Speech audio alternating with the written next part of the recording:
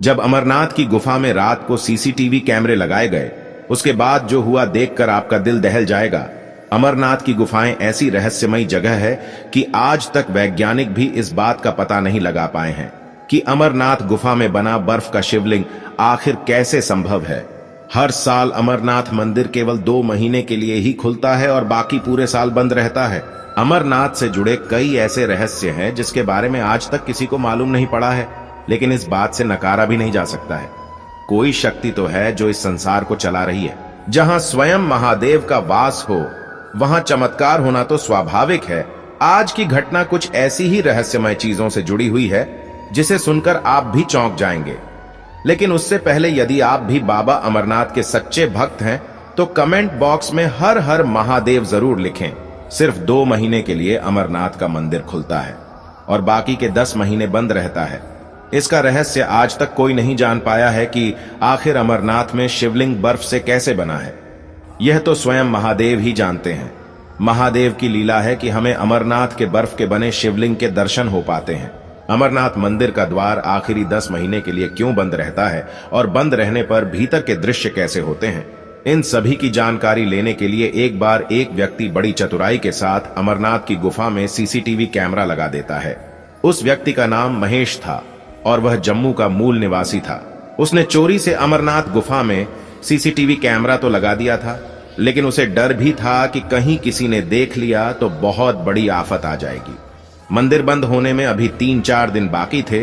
इन 2 महीनों में अमरनाथ में भयंकर भीड़ होती है, क्योंकि भक्त केवल यही 2 महीने यानी कि जुलाई और अगस्त में ही अपने महादेव के दर्शन कर सकते हैं।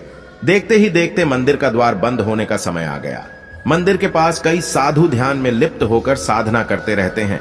उनमें से एक साधु आखिरी दिन बाबा अमरनाथ की गुफा में चले गए। महेश बैठे बैठे इन सभी घटनाओं को होते हुए देख रहा था। मंदिर का दरवाजा बंद करने का समय हो गया था।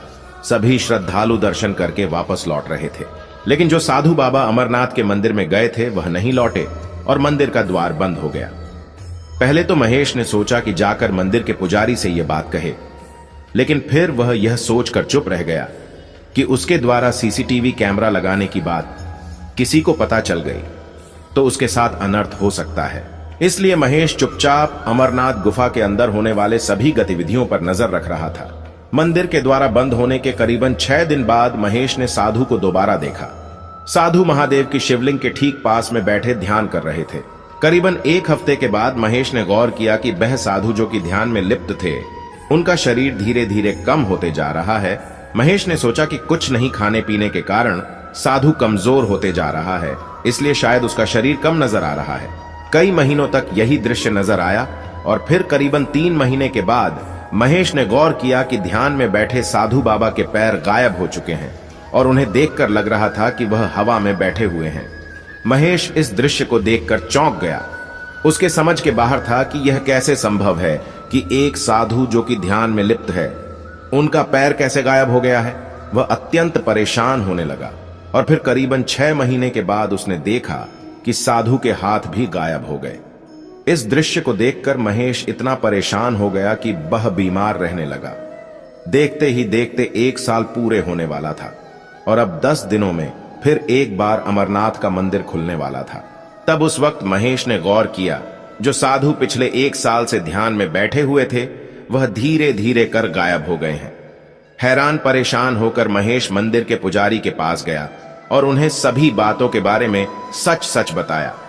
पुजारी ने उन्हें महेश को बताया, यह साधु कोई आम साधु नहीं है, वह इस धरती पर महादेव के रूप में है और यह महादेव के ध्यान के द्वारा लुप्त हो चुके हैं और सिद्ध अवस्था के रूप में पहुंच चुके हैं, जहां का मनुष्य जीवन से कोई वास्ता नहीं है, केवल वे और उनके महादेव वहां रहते हैं।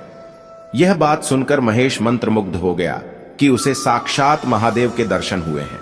भले ही प्रदर्शन सीसीटीवी कैमरे के द्वारा ही हुआ हो, लेकिन वह दर्शन अमूल्य थे।